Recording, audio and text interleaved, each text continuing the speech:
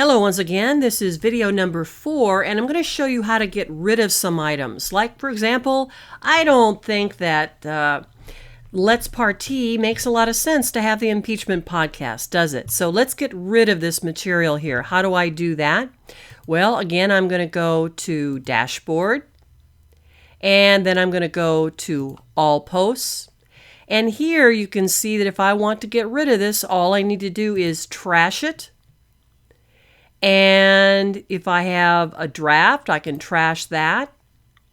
And then if I go and I take a look at the site, you can see that there's no material there.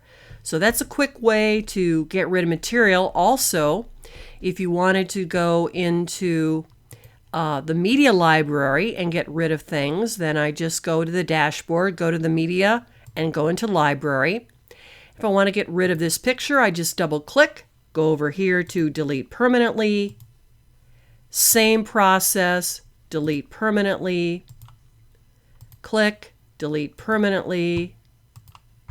And click, and delete permanently. So that's how to clean things up a little bit from what it looks like when you're working on it. There's no need to do that unless you really just have some irrelevant material. That'll do it.